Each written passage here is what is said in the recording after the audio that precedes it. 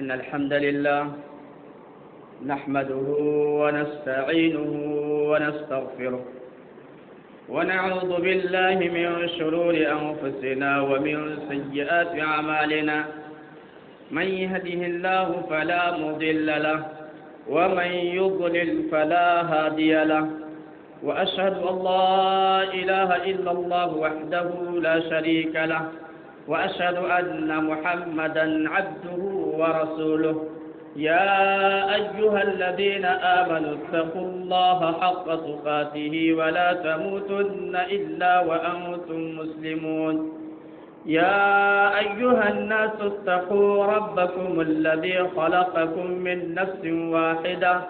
وخلق منها زوجها وبث منهما رجالا كثيرا ونساء واتقوا الله الذي تساءلون به والأرحام إن الله كان عليكم رقيبا يا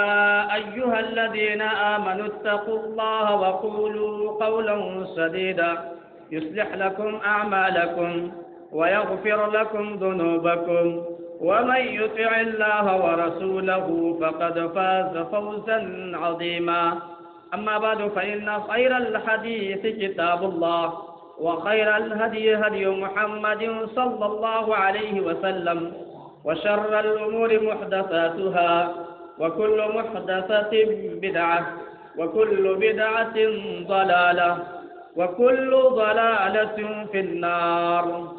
قال الله سبحانه وتعالى في كلامه المجيد قاف والقرآن المجيد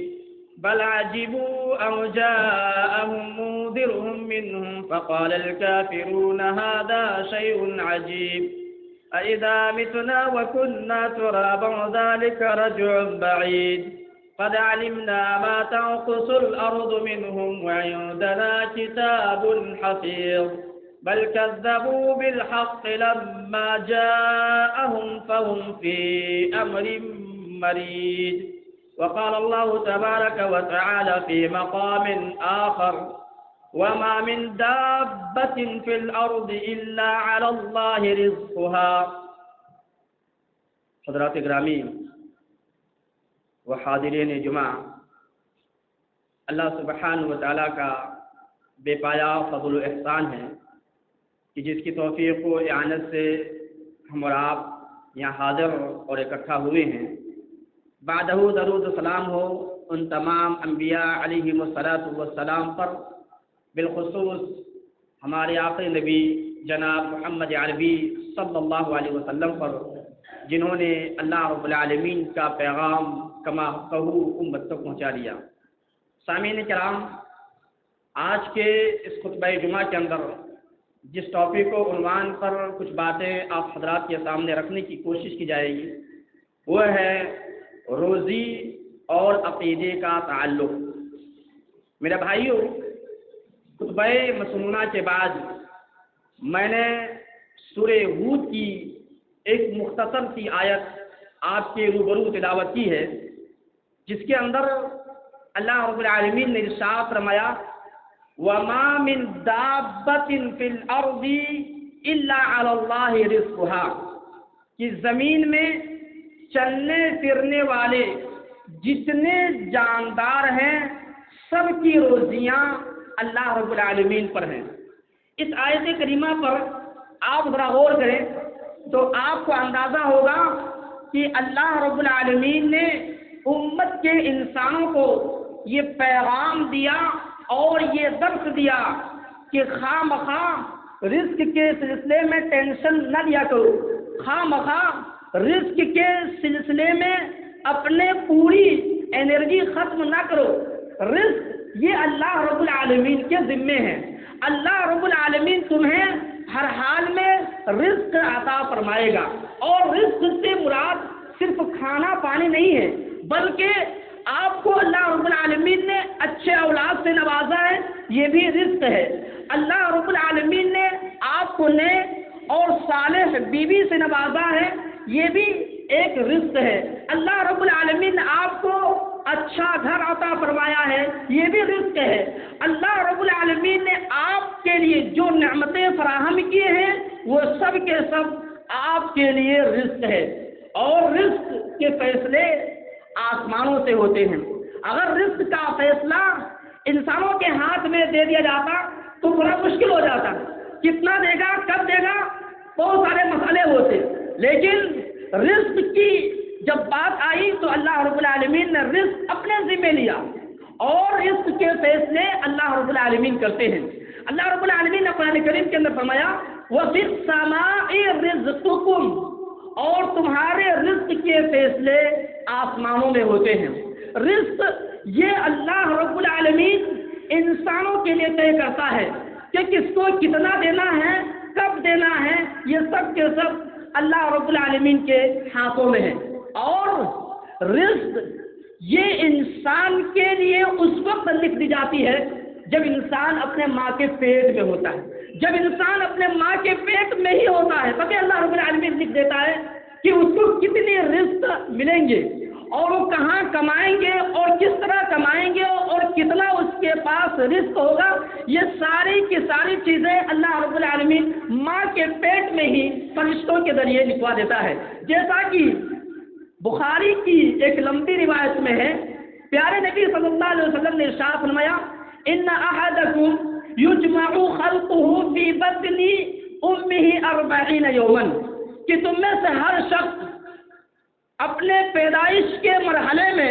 اپنے ماں کے پیٹ میں نطفے کی شکل میں 40 دن رہتا ہے۔ ثم یکون فی ذلک علقۃ مثل ذلک، پھر 40 دن تک وہ اپنے ماں کے پیٹ میں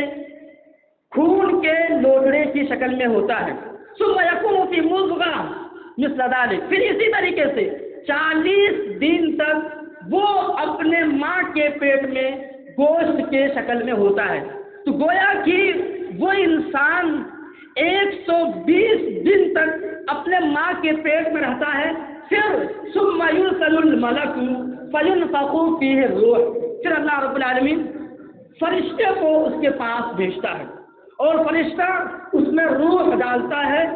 وَيُؤْمَرُ بِأَرْبَعِ كَلِمَاتٍ، اور اللہ رب العالمین اسے 4 کلمات لکھنے کا حکم دیتا ہے۔ اس فرشتے کو اللہ رب العالمین 4 چیزیں لکھنے کا حکم دیتا ہے۔ 4 چیزوں کو اللہ رب العالمین ماں کے پیٹ میں ہی فرشتے کو لکھنے کا حکم دیتا ہے۔ کیا چیز؟ بِقَدْرِ رِزْقِهِ، اس کے رزق کے سلسلے میں لکھ دیا جاتا ہے کہ وہ رزق کہاں سے کمائے گا، کیسے کمائے گا، کتنا کمائے گا۔ اس لیے خواہ مخواہ ٹینشن نہیں لینے کو، ٹینشن نہیں لینا چاہیے انسان کو کہ میرا رزق کیا ہوگا، میرے بال بچے کیسے پرورش پائیں گے، اور رزق کے سلسلے میں اپنی پوری انرجی ختم کر دے اور رزق کے الجھنوں میں اللہ رب العالمین کے ذکر و اذکار سے دور ہو جائے۔ یہ فالتو کی چیز ہے۔ اللہ رب العالمین نے آپ کو آپ کے رزق کا فیصلہ ماں کے پیٹ میں ہی کر دیا ہے۔ آپ کو کتنا ملنا ہے اور کب ملنا ہے، کیسے ملنا ہے، یہ ساری چیزیں اللہ رب العالمین نے ماں کے پیٹ میں ہی لکھ دیا ہے۔ اور وہ اجل ہی، اور کب مرنا ہے، کہاں موت آئے گی، کب موت آئے گی، یہ چیزیں بھی اللہ رب العالمین فرشتوں کے ذریعے ماں کے پیٹ میں ہی لکھوا دیتے ہیں۔ وہ عمل ہی، اور عمل بھی اللہ رب العالمین فرشتوں کے ذریعے ماں کے پیٹ پہ لکھا دیتا ہے کہ وہ عمل کیسا کرے گا، کس طرح عمل کرے گا، نیک کام کرے گا کہ برے کام کریں گے، کس طرح کے کام کریں گے، وہ شقی او سعید، اور یہ بھی ماں کے پیٹ میں لکھ دیا جاتا ہے کہ یہ بچہ بدبخت ہوگا یا خوش بخت ہوگا، نیک ہوگا کہ برا ہوگا، یہ ساری چیزیں اللہ رب العالمین ماں کے پیٹ میں لکھ دیتا ہے۔ تو اس آیت کریم، اس حدیث پاک کے اندر انسانوں کو ایک پیغام یہ دیا کہ خواہ مخواہ رزق کے سلسلے میں ٹینشن نہ لیا کرے، رزق کے سلسلے میں ٹینشن لے کر کے اللہ رب العالمین کے ذکر سے دور نہیں ہونا چاہیے۔ اللہ رب العالمین آپ کو رزق دے گا، اتنا ہی دے گا جتنا کہ اللہ رب العالمین نے آپ کے لیے لکھ دیا ہے، اور جتنا اللہ رب العالمین مناسب سمجھے گا اللہ رب العالمین آپ کو اتنا رزق دے گا۔ رزق ایک ایسا مسئلہ ہے کہ جس کے ذریعے اللہ رب العالمین انسانوں کو آزماتا ہے۔ رزق کے ذریعے اللہ رب العالمین انسانوں کو آزمائش میں ڈالتا ہے، امتحان لیتا ہے۔ کبھی اللہ رب العالمین رزق زیادہ دے کر کے انسانوں سے امتحان لیتا ہے، اور کبھی رزق میں تنگی کر کے اللہ رب العالمین انسانوں سے آزمائش میں ڈالتا ہے۔ اللہ رب العالمین نے قرآن کریم کے اندر فرمایا فَأَمَّا الْإِنسَانُ إِذَا مَا ابْتَلَاهُ رَبُّهُ فَأَكْرَمَهُ وَنَعَّمَهُ فَيَقُولُ رَبِّي أَكْرَمَنِ۔ کہا انسان کی حالت یہ ہے، انسان کا معاملہ یہ ہے کہ جب اس کا رب اسے آزمائش میں ڈالتا ہے، امتحان میں ڈالتا ہے، تو کیا کرتا ہے؟ فَأَكْرَمَهُ وَنَعَّمَهُ، تو اسے عزت دے دیتا ہے اور اسے مال و دولت سے نواز دیتا ہے۔ اللہ رب العالمین جب کسی انسان کو آزمائش میں ڈالتا ہے تو اسے عزت اور رزق دے کر کے آزماتا ہے، رزق کی فراوانی کر دیتا ہے اور عزت دار بنا دیتا ہے۔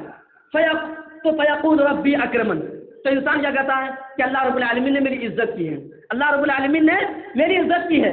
وَأَمَّا إِذَا مَا ابْتَلَاهُ رَبُّهُ وَإِذَا مَا ابْتَلَاهُ فَقَدَرَ عَلَيْهِ، اور جب اللہ رب العالمین اس کے رزق میں تنگی کر دیتا ہے،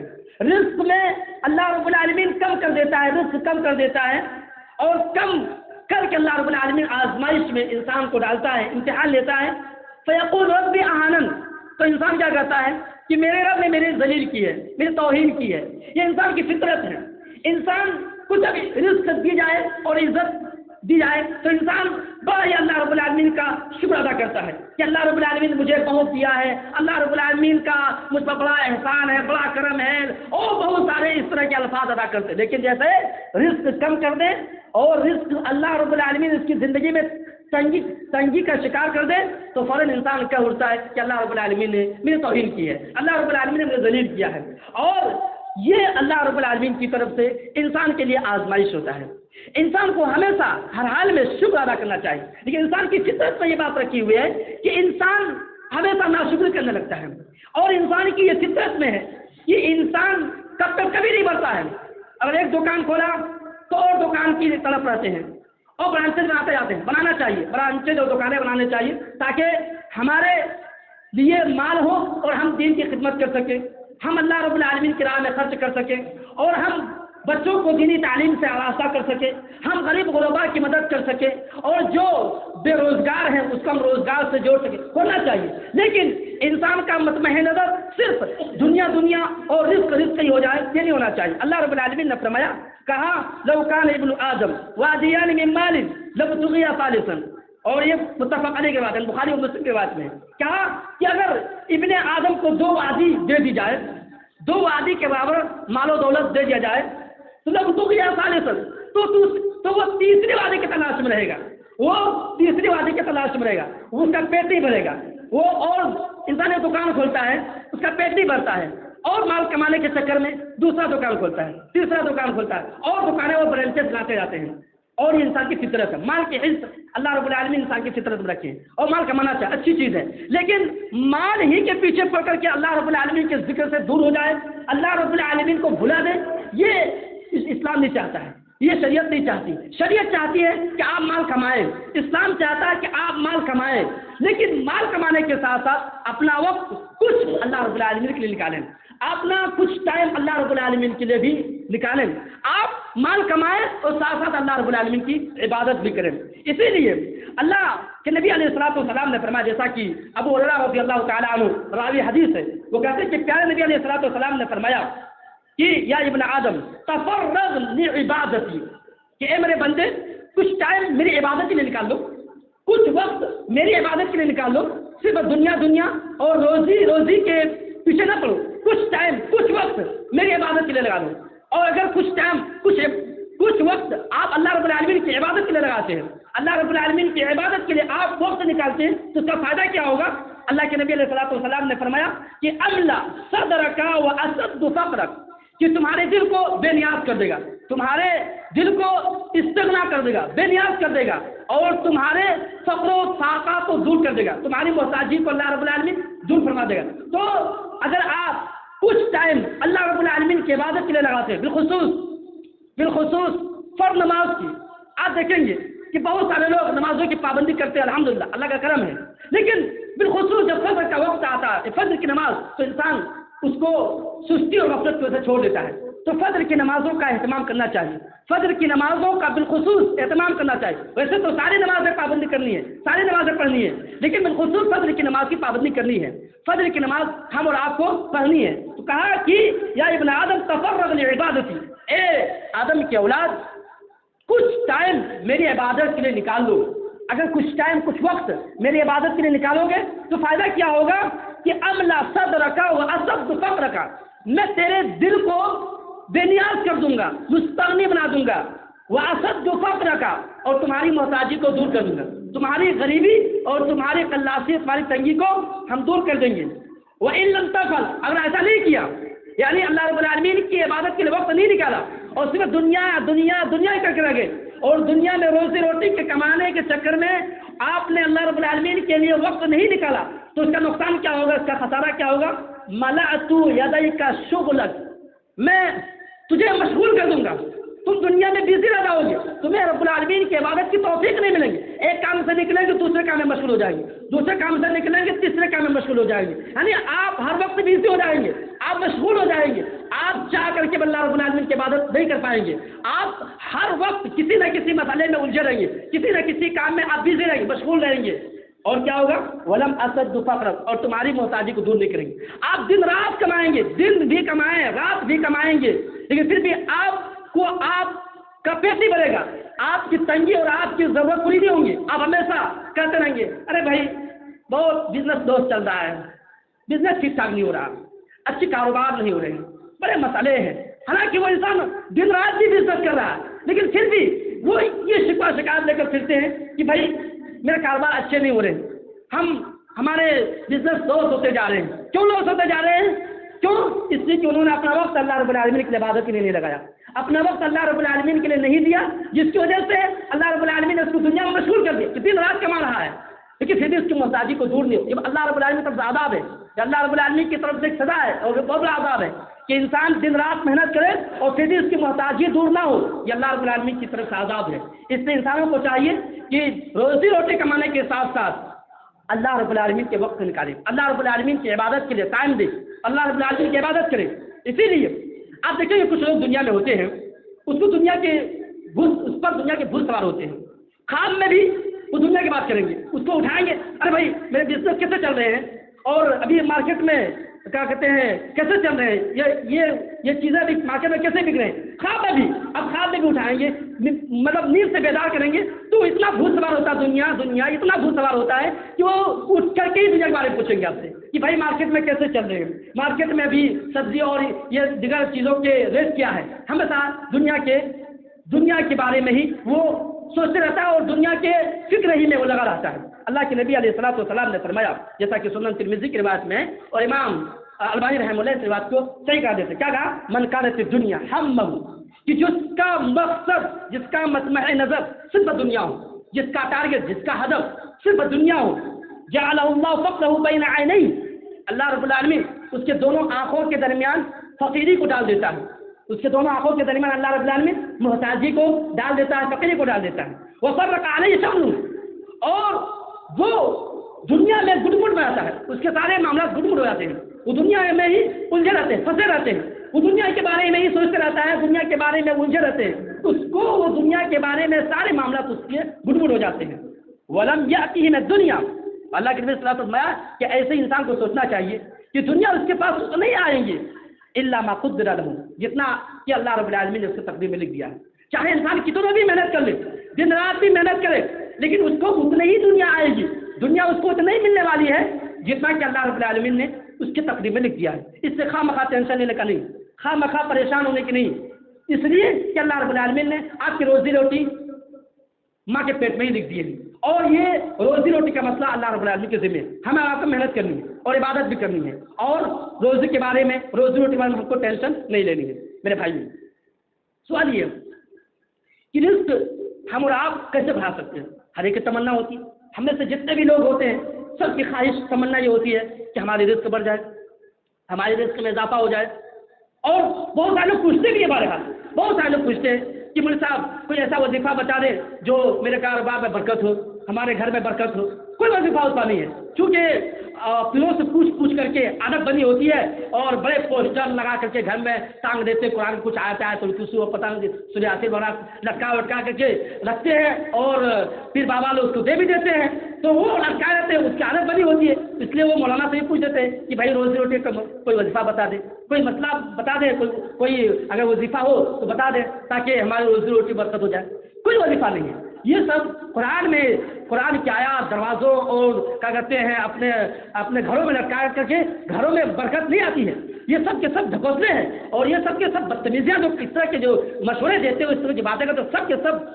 بدماش ہے، وہ سب کے سب بدتمیز رہتے ہیں، اس طرح کی کوئی چیز نہیں شریعت میں۔ ہاں رزق کے بڑھنے کے اسباب ضرور ہیں، رزق کے بڑھنے کے اسباب احادیث میں بیان کی گئی، شریعت میں اس چیز کی وضاحت کی گئی ہے کہ آپ یہ کریں گے تو آپ کے رزق میں بڑھوتری ہوگی، آپ یہ عمل اختیار کریں گے تو آپ کے رزق میں بڑھوتری ہوگی، یہ نہیں کہ آپ قرآن کے آپ کو لٹکا دیں آپ کی برکت ہو جائے۔ قرآن پڑھنے کا نازل ہوا ہے، قرآن ہماری ہدایت کا نازل ہوا ہے، قرآن ہم اور آپ کو مطالعہ کرنے کا نازل ہوا ہے، قرآن یہ ہماری زندگی کا لائحہ عمل ہے، قرآن یہ ہمارے لیے اصول ہے، یہ قرآن ہم اور آپ کے پڑھنے کے نازل کی گئی، ہدایت نازل کی، لٹکانے کے نہیں ہے کہ آپ گھروں میں لٹکا دیے، دکانوں میں لٹکا دیے اور یہ تصور کریں کہ برکت ہو اور قرآن کو پڑھنا نہیں جانتا ہے، جو لٹکایا وہ قرآن پڑھنا نہیں جانتا ہے، اس کو قرآن کا پڑھنے کا ڈھنگ نہیں اور نہ ہی قرآن پڑھ سکتا ہے اور نہ ترجمہ کر سکتا ہے اور لٹکائے ہوئے ہیں کہ ہمارے گھر میں برکت ہوگی، اس سے برکت نہیں آتی۔ کون سے اسباب ہیں جن کو اختیار کر کے ہم اپنے گھروں میں اور اپنے دکانوں میں برکت لا سکتے ہیں؟ ان میں سے سب سے پہلا سبب اور سب سے پہلی وجہ یہ ہے کہ ہم اور آپ اللہ رب العالمین کا تقوی اختیار کریں، اللہ رب العالمین کا خوف اپنے دلوں کے اندر پیدا کریں۔ اگر ہم اور آپ اللہ رب العالمین کا خوف اپنے دلوں کے اندر پیدا کرتے ہیں، تقوی پیدا کرتے ہیں، تو ہمارے رزق میں بڑھوتری ہوگی اور ہمارے رزق میں اضافہ ہوگا۔ اللہ رب العالمین نے قرآن کریم کے اندر فرمایا کہ وَمَن يَتَّقِ اللَّهَ يَجْعَل لَّهُ مَخْرَجًا وَيَرْزُقْهُ مِنْ حَيْثُ لَا يَحْتَسِبُ، کہا کہ جو اللہ رب العالمین سے ڈرتے ہیں، اللہ رب العالمین سے خوف آتے ہیں، اللہ رب العالمین کا تقوی اختیار کرتے ہیں، يَجْعَل لَّهُ مَخْرَجًا، تو اللہ رب العالمین اس کے لیے نکلنے کے راستے کو ہموار کر دیتا ہے۔ انسان کسی مسئلے میں پھنسا ہوتا ہے، الجھا ہوتا ہے اور وہ اللہ رب العالمین کا خوف اپنے دلوں کے اندر رکھتا ہے، تقوی اختیار کیا، وہ متقی بندہ ہے، تو اللہ رب العالمین اس الجھن سے نکلنے کا کوئی نہ کوئی راستہ نکال دیتا ہے۔ اور دوسرا کیا ہے، وَيَرْزُقْهُ مِنْ حَيْثُ لَا يَحْتَسِبُ، اور اللہ رب العالمین اسے ایسی جگہ سے روزی دیتا ہے کہ اسے وہ گمان بھی نہیں ہوتا ہے۔ تو معلوم یہ ہوا کہ اگر آپ اور ہم اللہ رب العالمین کا تقوی پیدا کرتے ہیں، اللہ رب العالمین کا خوف پیدا کرتے ہیں اپنے دلوں کے اندر، تو اس سے ہمارے رزق میں بڑھوتری ہوں گے اور ہمارے رزق میں اضافہ ہوگا۔ اللہ نے کہا وَمَن يَتَّقِ اللَّهَ يَجْعَل لَّهُ مَخْرَجًا وَيَرْزُقْهُ مِنْ حَيْثُ لَا يَحْتَسِبُ، کہ جو اللہ رب العالمین سے ڈرتا ہے، اللہ رب العالمین سے خوف کھاتا ہے، اللہ رب العالمین اسے ایسی جگہ سے رزق عطا فرمائے گا کہ اس کو وہ گمان بھی نہیں ہوگا۔ اسی طریقے سے آپ رزق میں بڑھوتری چاہتے ہیں، رزق میں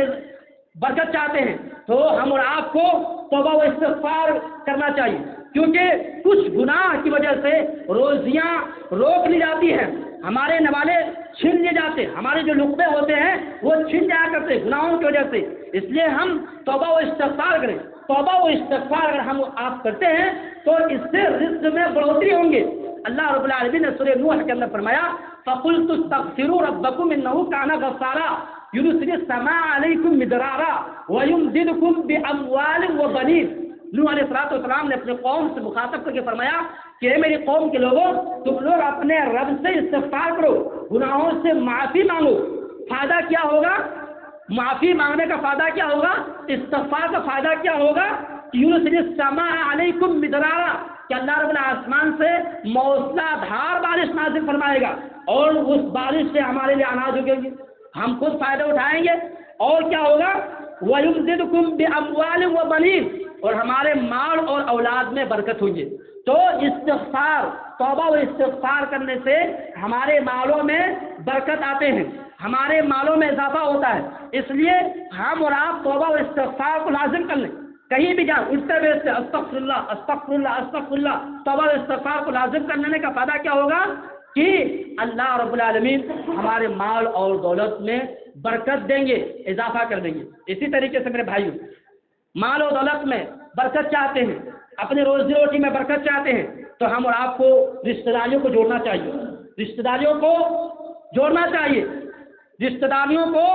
ہم اور آپ کو قائم رکھنا چاہیے۔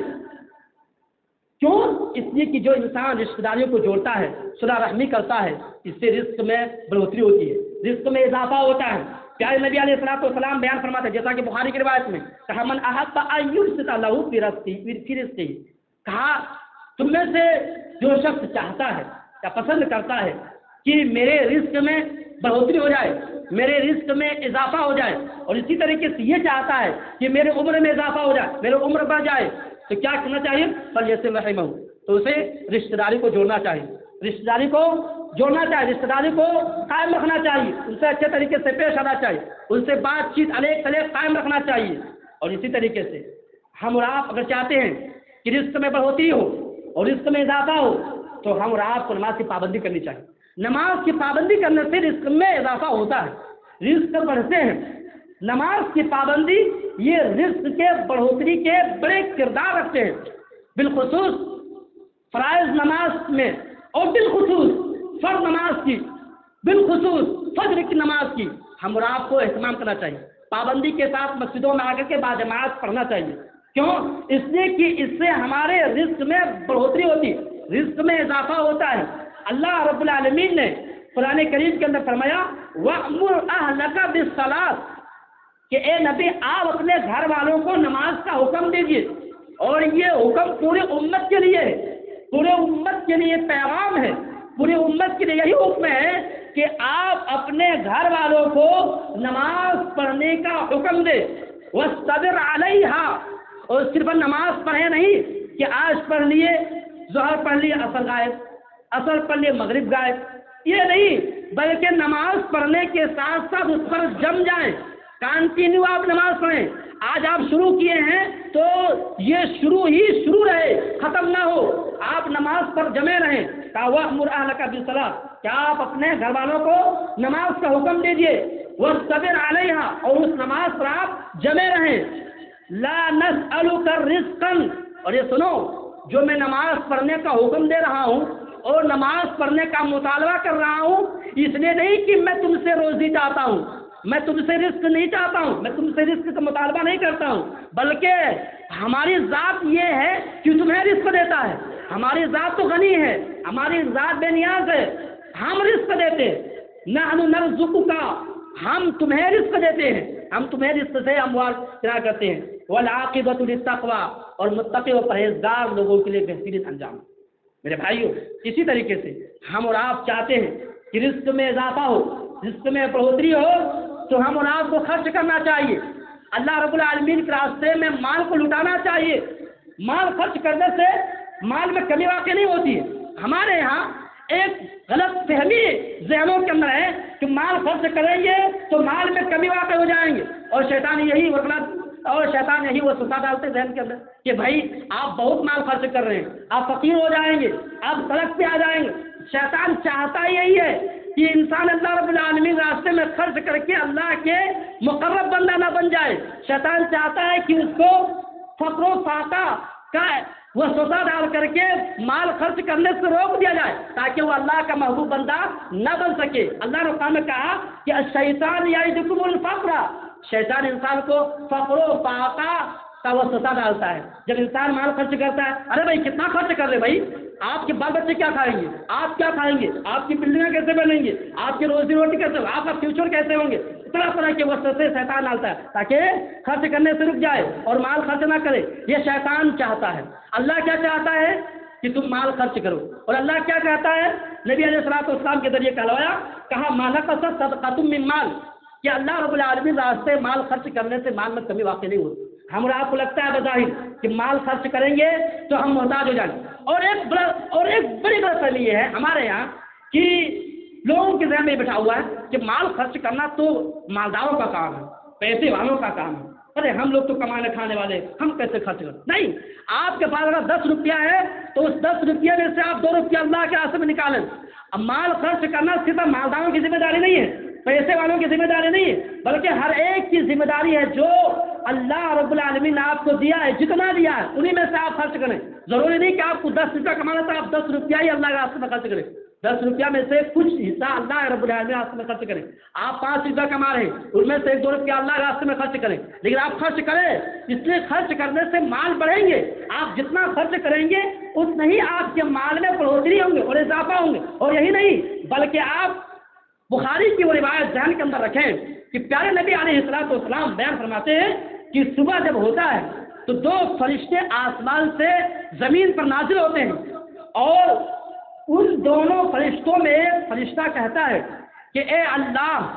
اس شخص کے مال میں اور بڑھوتری کر دے، اس شخص کے مال کو اور بڑھا دے جو اللہ رب العالمین راستے میں خرچ کرتے ہیں، جو اللہ رب العالمین راستے میں مال خرچ کرتے ہیں، مال دیتے ہیں، اے اللہ اس کے مال میں اور برکت دے دے، اسے اور مالدار بنا دے، اسے اور پیسے والے بنا دے۔ اور جو لوگ خرچ نہیں کرتے ہیں فقر و فقر کی وجہ سے کہ ہم کیا کھائیں گے، ہمارے گھر والے کیا کھائیں گے، میرا فیوچر کیسا ہوگا، اسی چکر میں رہ کر کے جو مال خرچ نہیں کرتے ہیں، ایسے شخص کے بارے میں دوسرا فرشتہ کیا کہتا ہے کہ اے اللہ جو تیرے راستے میں خرچ نہیں کرتا ہے اور تیرے راستے میں مال نہیں لوٹاتا ہے، اے اللہ اس کو تباہ و برباد کر دے، اس کے مال کو بھی برباد کر دے، اس کو برکت سے ختم کر دے، برکت سے محروم کر دے۔ اس لیے اگر ہم اور آپ چاہتے ہیں کہ ہمارے مال میں بڑھوتری ہو، ہمارے مال میں اضافہ ہو، تو ہم اور آپ کو چاہیے کہ اللہ رب العالمین راستے میں مال خرچ کریں، چاہے کسی بھی شکل میں ہو۔ اگر کہیں اللہ رب العالمین کے لیے گھر تیار ہو رہے ہو، مسجد بن رہے ہو، تو اس مسجد میں بڑھ چڑھ کر کے حصہ لینا چاہیے اور دل کھول کر کے تعاون کرنا چاہیے، خرچ کرنا چاہیے۔ کیوں؟ اس لیے کہ خرچ کرنے کی جگہوں میں سب سے افضل و بہتر جگہ یہ ہے کہ اللہ رب العالمین کے لیے گھر بنایا جائے، اللہ رب العالمین کی مسجد کو تعمیر کیا جائے اور آپ اس میں بڑھ چڑھ کر کے حصہ لیں، جلد از جلد گھر اللہ کے لیے تیار کریں تاکہ وہاں پر اللہ کی عبادت کی جا سکے۔ اور اسی طریقے سے میرے بھائیوں، مال اور برکت میں، مال میں اگر ہم برکت چاہتے ہیں، مال میں بڑھوتری چاہتے ہیں، تو ہم اور آپ کو حج و عمرہ کرنا چاہیے۔ اللہ رب العالمین نے آپ کو مال و دولت سے نوازا ہے اور مال میں برکت چاہتے ہیں تو آپ حج و عمرہ کریں۔ حج و عمرہ کرنے سے مال میں اضافہ ہوتا ہے، مال میں برکت آتی ہے اور مال میں اضافہ ہوتا ہے۔ اسی طریقے سے میرے بھائی، مال و دولت اگر آپ چاہتے ہیں تو کیا کرنا ہے؟ السعی فی ارض اللہ، اللہ رب العالمین کے زمین میں محنت کرنا ہے، چلنا پھرنا ہے۔ مثال کے طور پر آپ مومن پور میں آپ بزنس کر رہے ہیں، نہیں چل رہا ہے، اس جگہ پہ آپ کی بزنس نہیں چل رہی، آپ ہجرت کر جائیں، آپ دوسری جگہ چلے جائیں، آپ دوسری جگہ دکان چلائیں، اللہ رب العالمین ہجرت میں برکت رکھیں۔ اسی طریقے سے آپ کوئی دوسرا کاروبار کر رہے ہیں، اس کاروبار میں آپ کی رزق میں برکت نہیں ہو رہی ہے تو آپ اس کاروبار کو چھوڑ کر دوسرا کاروبار کریں، آپ اللہ رب العالمین آپ کو برکت دے۔ آپ دیکھے ہوں گے بہت سارے لوگ گاؤں سے آئے ہوں گے کلکتہ، لیکن کتنے مالدار ہو گئے، کتنے اللہ رب العالمین نے اس کو مال و دولت سے نوازا۔ ہجرت میں برکت ہے۔ اگر آپ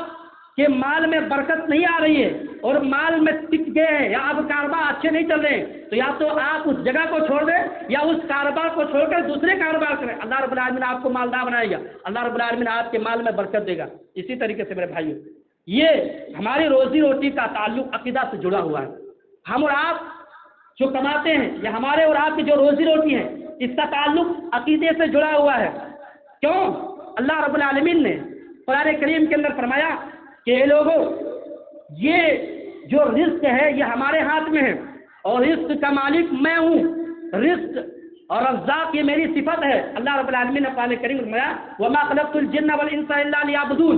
کہ میں نے انسان اور جنات کو صرف اور صرف اپنی عبادت کے لیے پیدا کیا ہے۔ مَا أُرِيدُ مِنْهُم مِّن رِزْقٍ، اور میں اس بندے سے روزی نہیں چاہتا ہوں، اور مَا أُرِيدُ أَن يُطْعِمُونِ، اور نہیں یہ چاہتا ہوں کہ بندہ مجھے کھلائے، بلکہ کیا إِنَّ اللَّهَ وَالرَّزَّاقُ ذُو الْقُوَّةِ الْمَتِينُ۔ اگر سنو، اللہ رب العالمین کی ذات یہ ہے کہ اللہ رب العالمین کی ذات رزاق ہے جو انتہائی مضبوط اور انتہائی طاقت والے ہیں۔ اس لیے عقیدے کا، رزق کا تعلق عقیدے سے ہے۔ آپ کو رزق اتنے ہی ملیں گے جتنا کہ آپ کے لیے اللہ رب العالمین نے ماں کے پیٹ میں لکھ دیا ہے، جیسا کہ ابھی آپ کے سامنے وہ حدیث پڑھی ہے۔ اور اسی طریقے سے اللہ رب العالمین نے فرمایا سورہ عنکبوت کے اندر وَكَأَيٍّ مِّن دَابَّةٍ لَا تَحْمِلُ رِزْقَهَا اللہ یرزقها وإیاکم وهو السمیع العلیم، کہا بہت سے ایسے جاندار ہیں جو اپنا رزق خود حاصل نہیں کر سکتے ہیں۔ مثال کے طور پر کوئی انسان بیمار پڑ گئے ہوں یا کوئی اور پریشانی میں پھنس گئے ہو، وہ اپنا رزق نہیں کما سکتا ہے، لیکن اللہ رب العالمین اس کو رزق مہیا فرماتا ہے کسی کے ذریعے، کسی کو واسطہ بنا کر کے اللہ رب العالمین اس تک رزق کو پہنچاتا ہے۔ تو اللہ نے کہا وَكَأَيٍّ مِّن دَابَّةٍ لَا تَحْمِلُ رِزْقَهَا، اور کئی ایسے جاندار ہیں جو اپنا رزق خود نہیں اٹھا پاتے ہیں، اللہ یرزقها، پھر بھی اللہ رب العالمین سے رزق دیتا ہے۔ وَإِيَّاكُمْ اور تمہیں بھی رزق دے گا، اور تمہیں بھی رزق دیتا ہے، وَهُوَ السَّمِيعُ الْعَلِيمُ اور اللہ رب العالمین سننے والا جاننے والا ہے۔ اللہ رب العالمین جانتا ہے کس کو کتنا روزی دینا ہے۔ ہم میں سے بہت سے لوگ ہوں گے جس کے انکم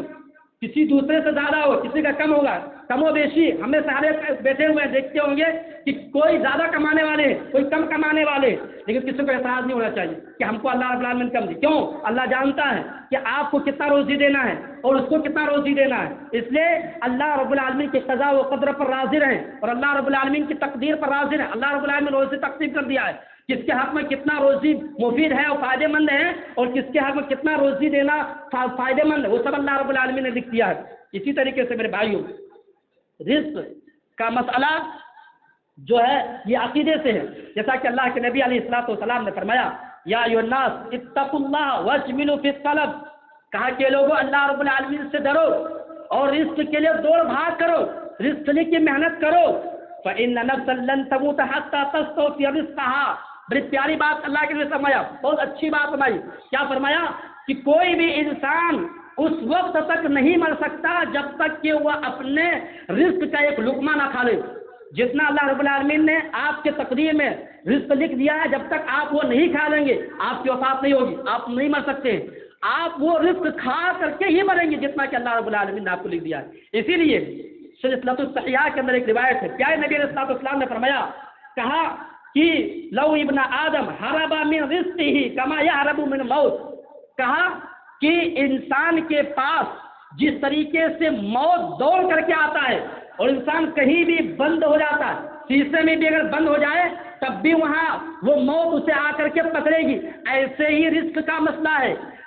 رزق بھی آپ کے پاس دوڑ کر کے آتی، جب تک آپ وہ لقمہ نہ کھا لے، آپ وہ نوالا نہ کھا لے، آپ کی موت نہیں آئے گی۔ یہ اللہ کے نبی علیہ الصلوۃ والسلام نے بیان فرمایا۔ اس لیے ہم اور آپ کی ذمہ داری بنتی ہے کہ ہم رزق کے مسئلے میں خواہ مخواہ ٹینشن میں نہ رہیں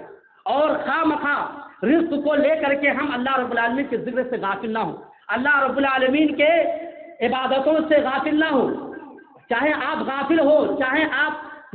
کرتے ہیں نہ کرتے عبادت، آپ کو جتنا اللہ رب العالمین نے روزی دی ہے اتنی آپ کو ملیں گے، دن رات بھی آپ محنت کریں گے آپ کو اتنی روزی ملے گی۔ جب آپ کا رزق اللہ رب العالمین نے لکھ دیا ہے، ہم اور آپ کا رزق اللہ نے لکھ دیا ہے، تو پھر ہم اور آپ کو ٹینشن نہیں لینی چاہیے اور اللہ رب العالمین کی عبادت جم کر کے کرنا چاہیے، اللہ رب العالمین کی عبادت خوش و خضوع کے ساتھ کرنا چاہیے، کیونکہ اللہ رب العالمین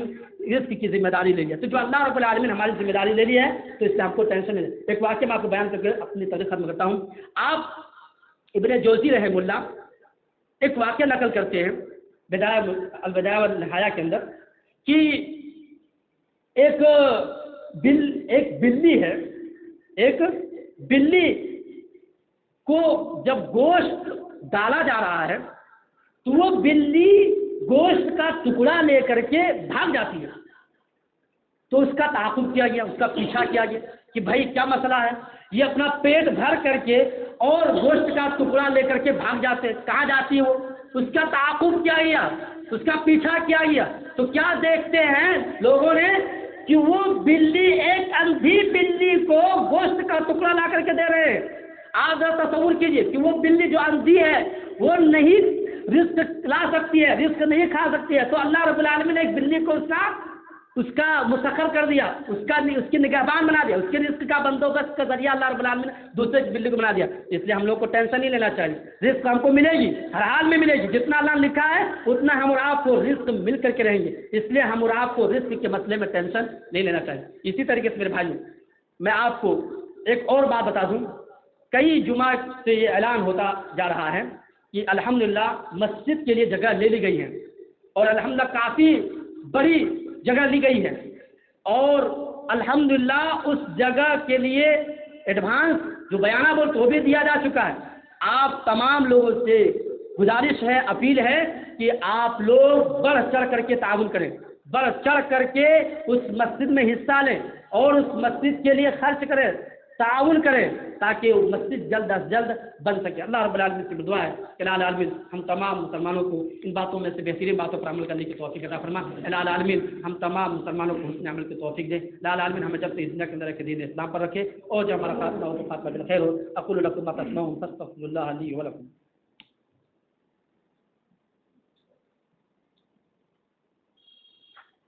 إن الحمد لله نحمده ونستعينه ونستغفره ونعوذ بالله من شرور أنفسنا ومن سيئات أعمالنا